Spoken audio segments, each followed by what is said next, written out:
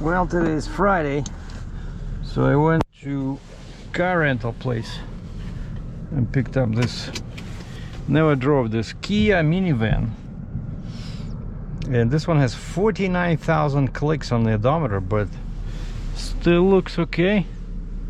There's 3 rows of seats including this one, but the company is a bit weird. Oh, and the reason I'm showing you this is because, as you can see, probably it's snowing, and it snowed pretty bad a couple of hours ago.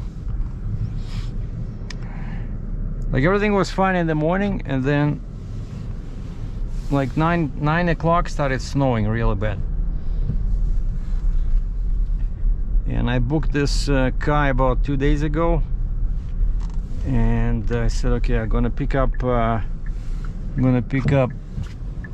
Friday 12 noon. I'm gonna return Sunday 12 noon. And they gave me, and they found that the cheapest agency was Errands car rental.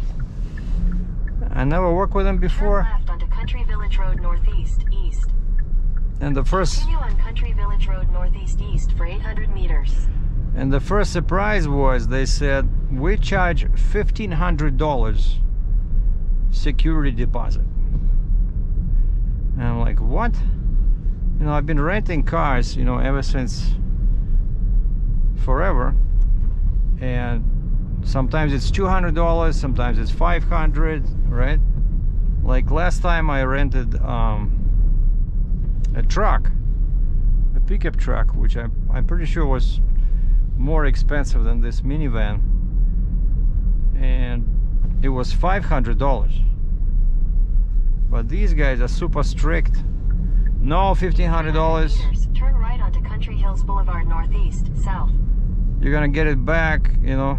But then they said they have a little note that says, beware that Calgary, unlike other cities in Western Canada, they like using gravel.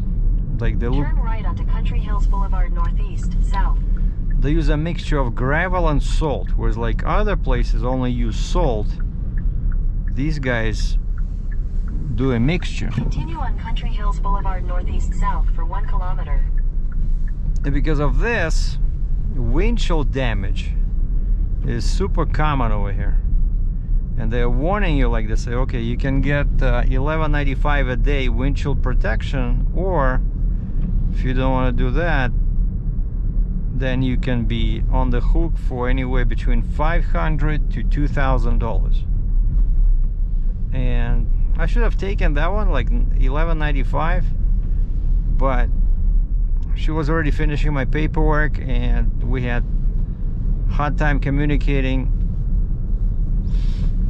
because the staff looked like, you know, like we had a slight language barrier. So the lady had to call her boss, who spoke better English.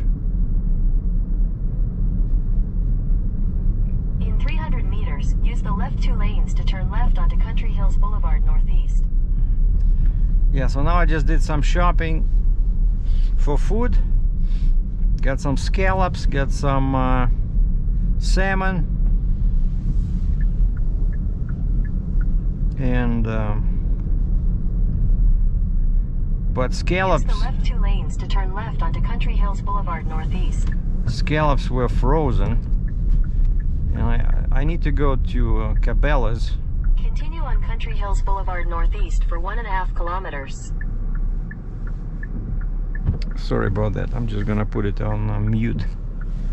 So I need to go to Cabela's because I don't have a case for my Ruger. And the major reason I rented this car is to go to the range tomorrow and Sunday. So first I'm gonna bring my shotgun, then Sunday I'm gonna go there in the morning and shoot the Ruger for the first time.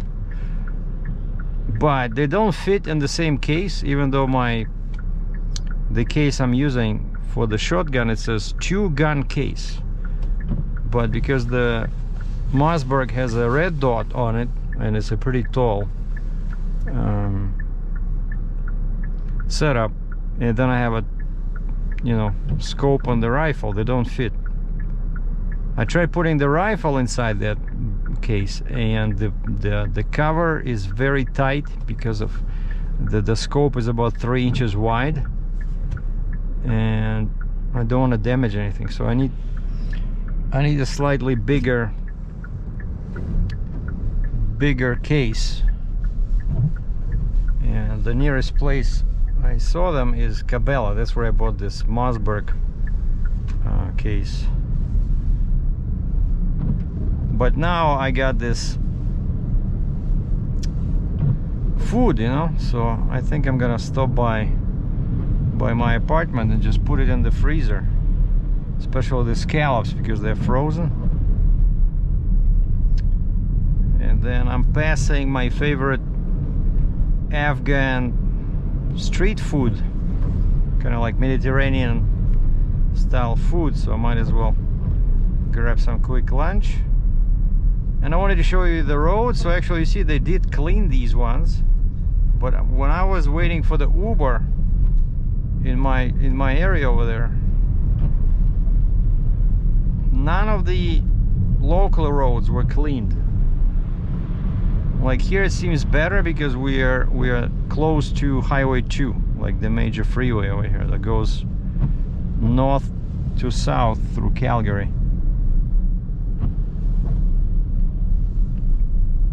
And this looks like just a basic minivan, so front wheel drive and no automatic climate control. I'm already spoiled by that. I want to set up the temperature, and I'm trying to find, okay, where's the temperature dial? Nothing. It's just here it's like this last century dial with red and blue dots, and then you choose your fan speed. But surprisingly, so far I only saw one accident. So one guy was turning, like there was a situation like this. So one guy was turning and the other guy smashed into his rear, because probably there was some cars or maybe a pedestrian crossing there. And so this guy stopped. The guy in the back was on his cell phone or reading a newspaper or something, and he plowed right in the back of that vehicle. And there was a cop writing a report. So all the good stuff. And so yeah, I don't think I'm gonna work with this rental agency again. Such a high deposit, $1,500, forget it.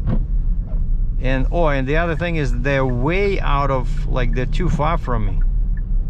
And whereas the previous one, like Budget, I use Budget and Avis, they're about like $25 worth away on Uber. This one is in, because they're in the north side of the airport, and I live near the airport, right? But this place is just way to the west, so the Uber ride was like $32.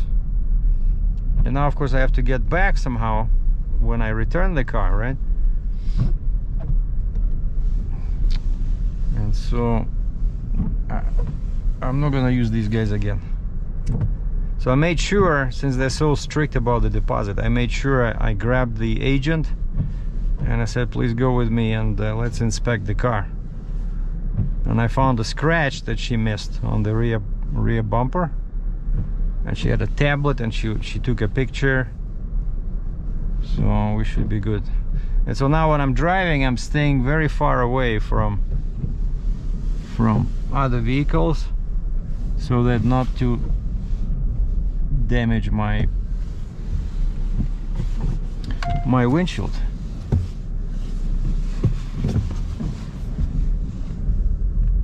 But the car drives good in the snow, you know. Front wheel drive is no issues. All right, so let me go grab some of my favorite tash kebab Afghan street food, and then I'm gonna go home and drop off the food and head over to Cabela's, which is like 5 minutes north of my place.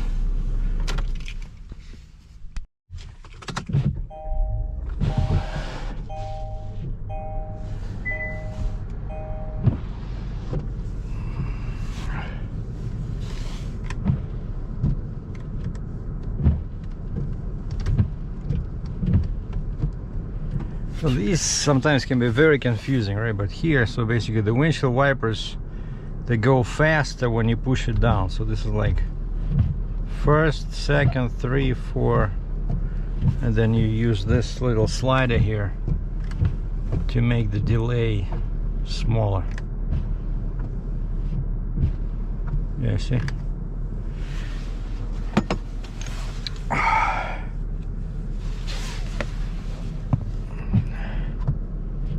Oh, it even tells you on the screen here. Intermediate, low. Okay, cool. Shows you.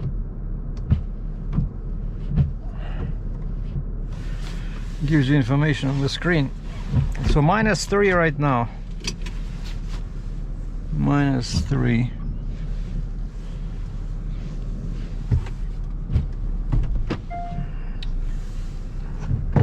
And it does have the camera.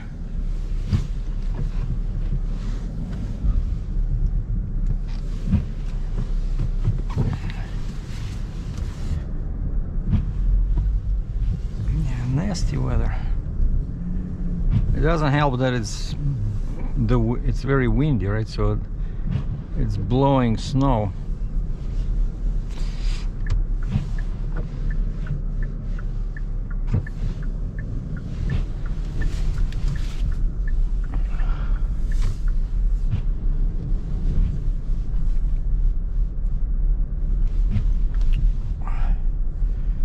So let's see if we capture any accidents or anything like that.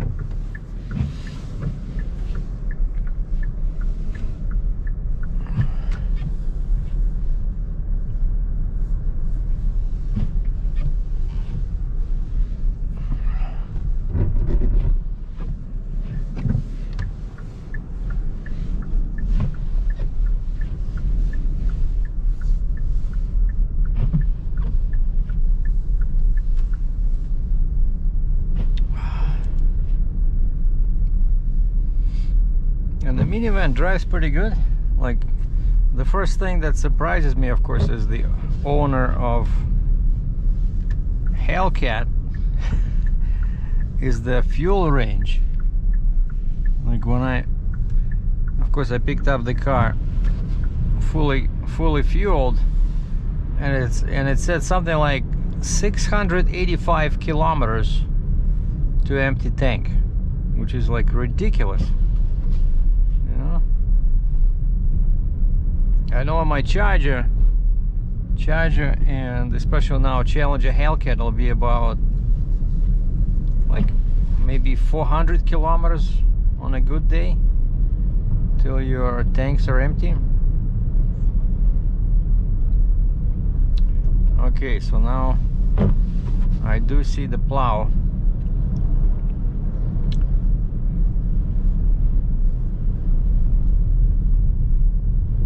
This is Highway 2. Seems to be moving okay.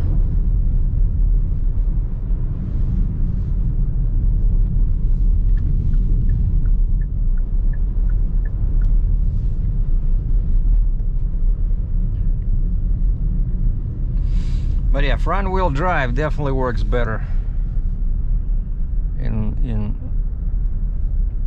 these climate areas. But you can still get stuck. I saw a guy got stuck in our yard,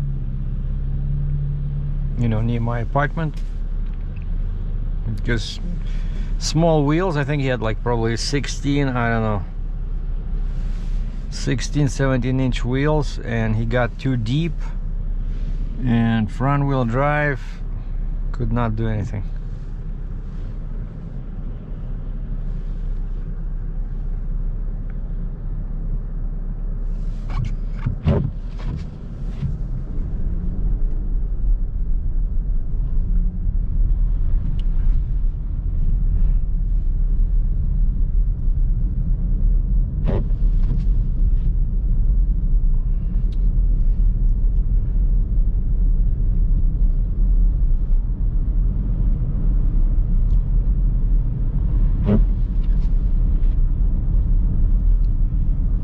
try this crazy road over here.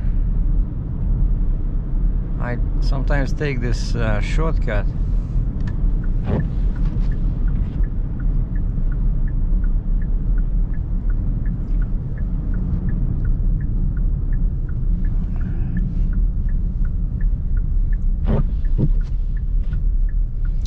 So in the work news, I touched base with my carrier last time, probably before Monday, because he's supposed to deliver Monday. And one surprise of the day was that, you know, I didn't want to bother him since he was so sensitive, and we almost canceled the load on each other, right? But so I only did update requests every second day, like Monday, Wednesday, and then today's Friday. So on Monday, he told me that his trucks were, the step deck was in Dryden, and RGN was in Thunder Bay, Ontario. Right then, Wednesday, he says Saskatoon and Edmonton. You know, without telling me which one. So I said, okay, so I'm guessing step deck was ahead before, so I'm guessing step deck is in Edmonton, right? And the RGN is Saskatoon. He says yes. And so now I touched base with him today, Friday, and he says same locations, which is kind of like interesting. So I understand Edmonton for the step deck because it's still 500 miles away to the destination in BC, but RGN, according to him, hasn't moved from Saskatoon, Saskatchewan, which is pretty far. But I hope they will start moving sometime today or tomorrow, because I confirmed the delivery. I said, so you good to, when do you think you'll deliver? Because they're asking me, what do I tell? Like, you know, again, I hate bugging the guy, but I say, okay, what do I tell the customer, the consignee, in case they need to rent a crane or something, right, for that, for the mast. Like the forklift is fine, right? The forklift can drive by itself, but the mast and the forks, you need some kind of equipment to take them off. And so this guy says, the carrier says, okay, 9 and 11. Again, without specifying 9 o'clock, what truck? 11 o'clock, what truck? But again, I have to guess that 9 a.m. is probably for the step deck, the one that was running ahead, and that 11 is for the RGN. And so I called my contacts at the delivery place. Nobody's picking up the phone, but it was 9:30 my time, so it was 8:30 local, because BC is on Pacific time. And I thought, okay, I'll try again later. And then the guy actually calls me back. I guess he saw my phone number on his screen.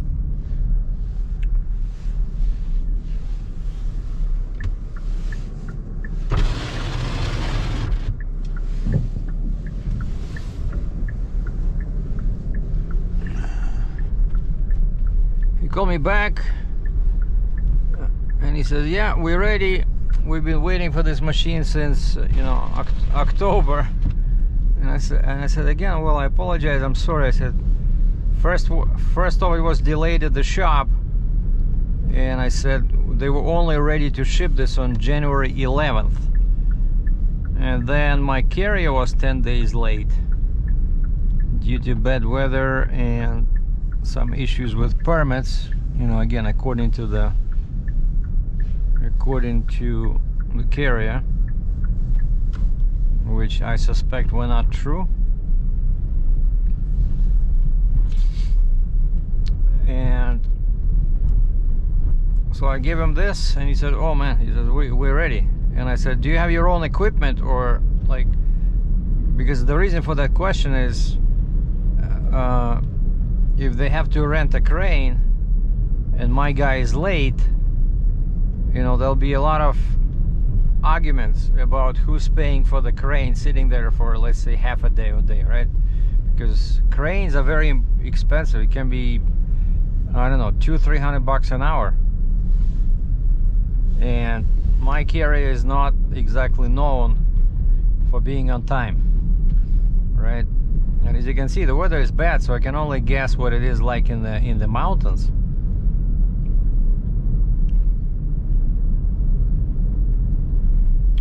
But the good news is that the consignee, the guy at the delivery site, he said, no, we have our own equipment. We have our own cranes, we have our own forklifts, and we have a zoom boom, you know, the telescopic forklift that can take off the forks from the RGN. So he says, we're good.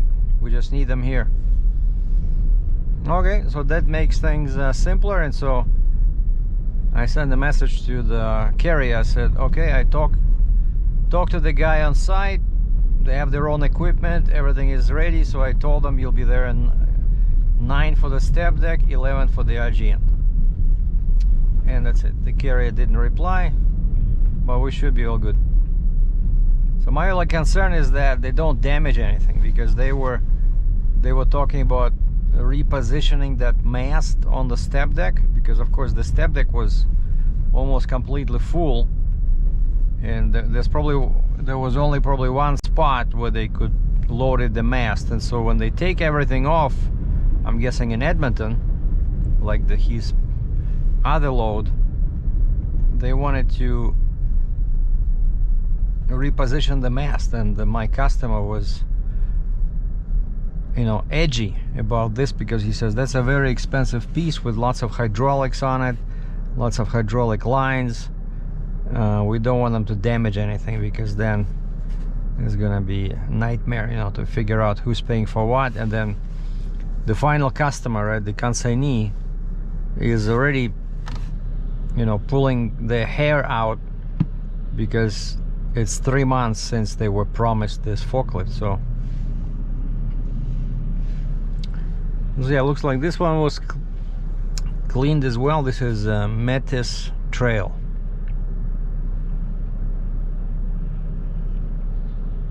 You know, that's one thing I had to learn after I relocated to Alberta, is that there's no roads in Alberta. It's all trails. And then a lot of people are confused if you use numbers for a highway. Let's say I mentioned a couple of times, I said 201. Like I had the Uber guy, and I said, so you want to go on 201? And he's like, what? And all these highways, they have some kind of a trail name, you know, like Deerfoot Trail, Barlow, whatever trail, right? And so all locals, they never use numbers, which to me, as all former trucker, right, I'm used to numbers. And so that's why I'm joking and saying that there's no roads, there's only trails. Everything is a trail. Barefoot Trail, Indian Band Trail, Sunny Day Trail, Deerfoot Trail.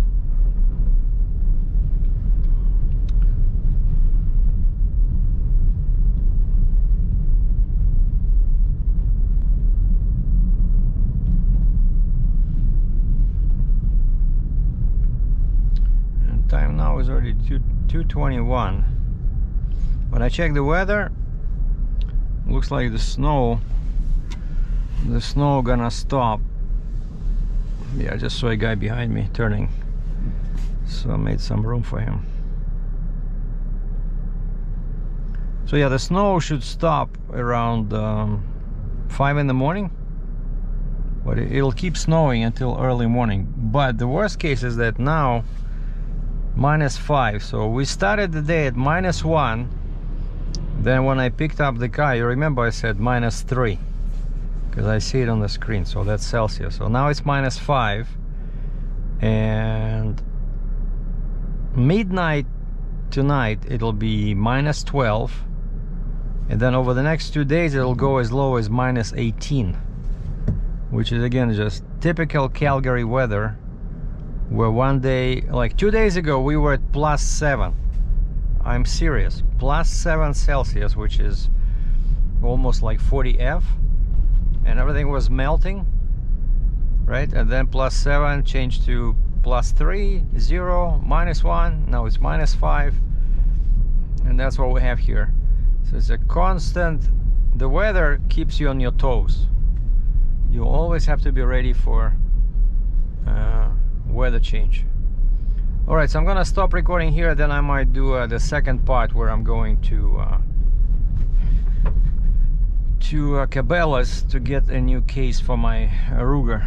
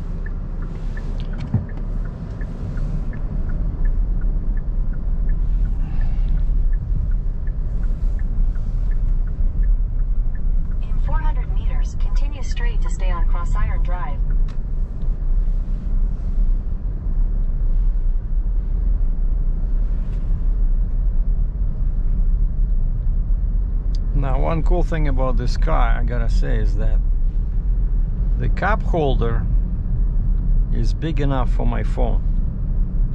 I had this issue with the charger, my Dodge Charger. The phone could not fit, even though it's Samsung. Continue straight to stay on Cross Iron Drive. It's a Samsung Android, you know, S21 Ultra.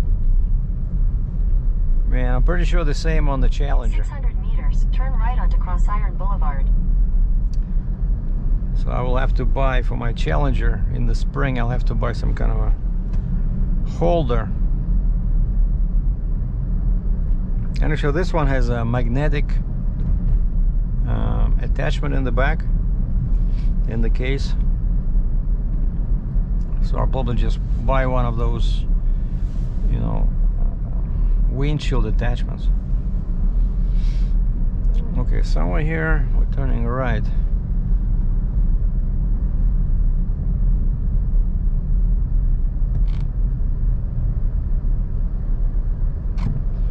So this is that large.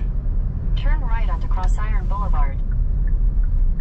large shopping center with ridiculously low capacity parking lot.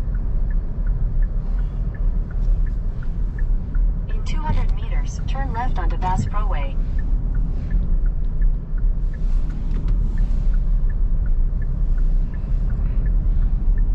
And it's over there.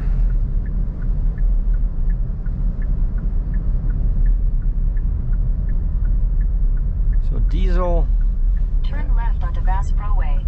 Diesel at the Shell is $62.9 Canadian per liter. Gas is $1.33.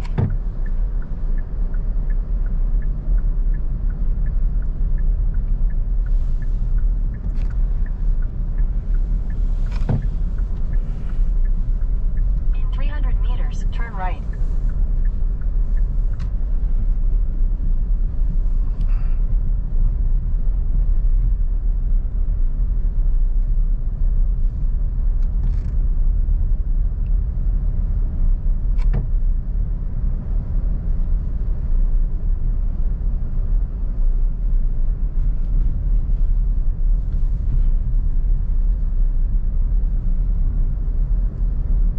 Turn right, then turn right.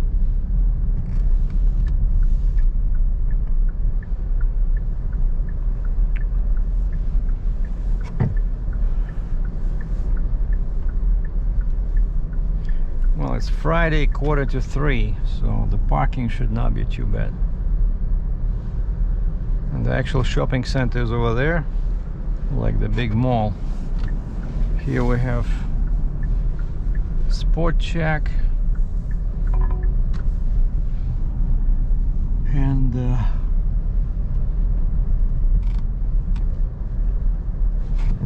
Cabelas.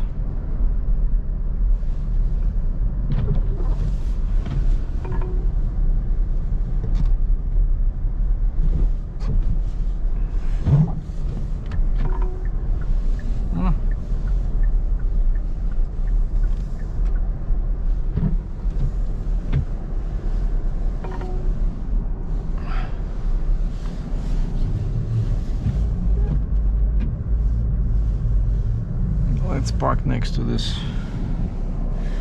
2500 HD, which is, I'm guessing, is GMC, sorry. All right, so I got my measuring I took from my rifle, how big of a case I needed, and I brought my measuring tape. So let's go get ourselves a rifle case.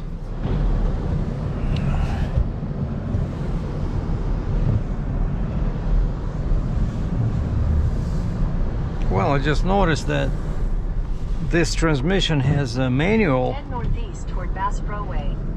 Manual mode. If I go left here, if I push it left, I can choose the gears manually, which doesn't make much sense on a 4-cylinder engine. Okay, what do you guys think? Shall we go back the same way I came on a local road, or shall we take Highway 2?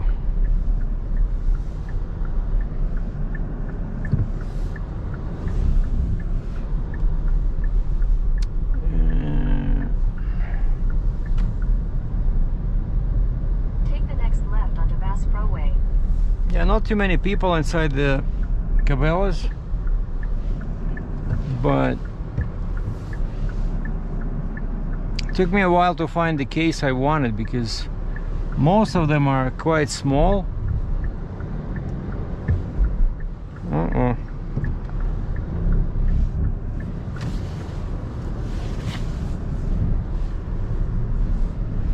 Got stuck. 200 meters, turn right onto Cross Iron Boulevard. Okay, 2 south. Yeah, let's go here, 2 south. And the problem with this, like, most of the time with front wheel drive, I know I can Take the next right onto Cross Iron Boulevard, then slide right.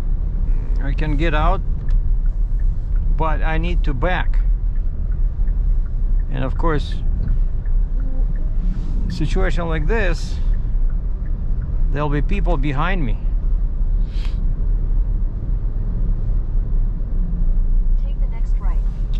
But luckily I pushed gas and the tires finally got some Continue for 2 kilometers. got some traction. Alright, so let's see what Highway 2 is like.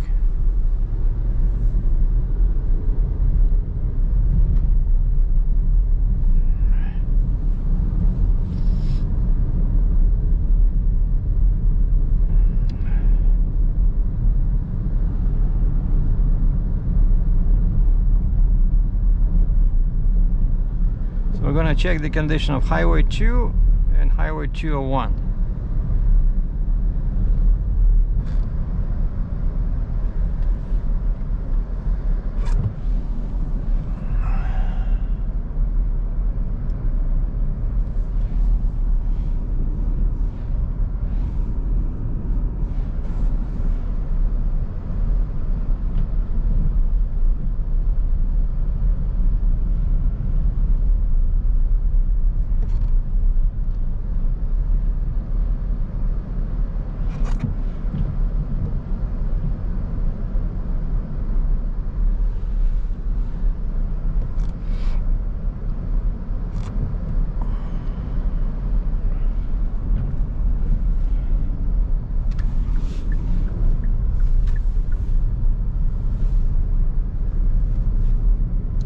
So all this lineup is for east, I mean west.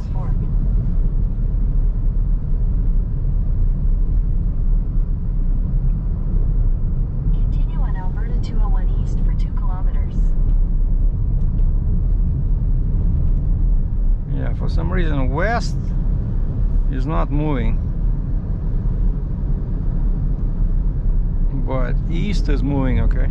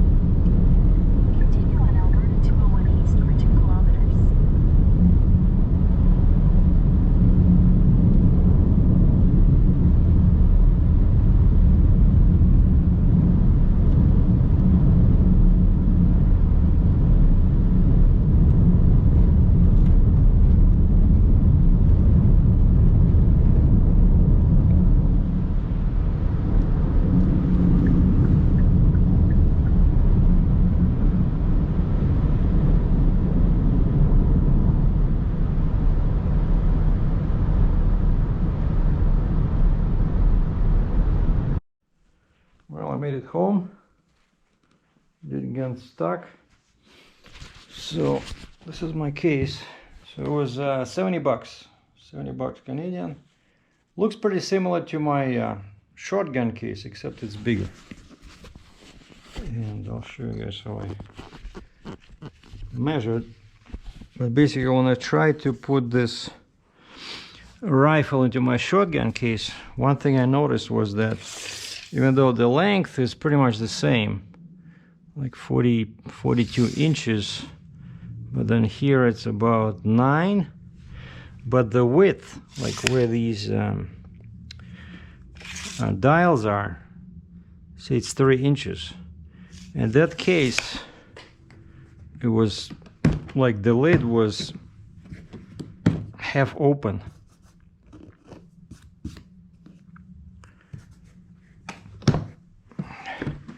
When I put it in. So this one seems to be, and actually the description says single scope rifle.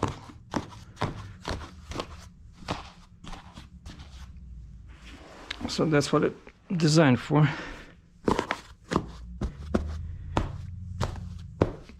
I'll try to see, maybe I can even put both of them here. You know, the shotgun and the rifle. But yeah, oh man, lots of room. But I can see right away that the shotgun will not fit. But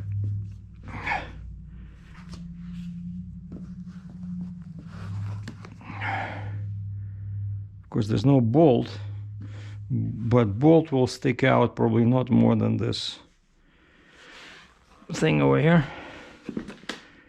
Well, a bit. You see that one, when I did this with the shotgun case, it was like this, and I didn't like it that you have to push so hard, you know, to close it. With this one, it's all very soft. It's because of this, because of those dials sticking out. But it should be okay. So I like it. So it took a while to find it, but it's a good idea that I did the measurements before. I knew exactly what I was looking for. And I think this is perfect. There were some better ones over there with some side pockets, you know, and even with some shoulder straps. But I'm happy with this one. Oh, and also one thing I found is that they had more ammo this time. They had more 6.5, but everything, the cheapest I saw was $50 for a box of 20. But good ones, like some famous brands, were $70, $80 for a box of 20. So I have 40 cartridges so far. I have 2 boxes, right? One I bought for $50 and the other one for 75. And so that should last me for probably 2 shootings, because shotgun I usually do like 30-40 shots per session. But this one, because it's so much more expensive, I probably do like 20 rounds. So with 20 per box, I'm probably good for at least 2 more shooting sessions. So my plan is to go online to one of the stores where I bought the shotgun, rifle, the scope, you know, and just get some bulk ammo. Because yeah, I don't want to pay $2.50 or $3 per cartridge for this 6.5 Creedmoor. They're just way too expensive. Anyway, so thanks for watching. So the weekend is coming, so the plan is just to relax, forget about trucking for a while, and I just hope that Monday my carrier won't be too late and will deliver that forklift without damage, and so that we don't have to go through a claim with the customer, because that would be very, very unfortunate. Oh, and I wish them good weather, because you saw what's happening here, and to get to the place where they're going in BC, they have to cross the BC mountains, and those areas can be treacherous even in good weather. So, but we'll see what happens Monday. So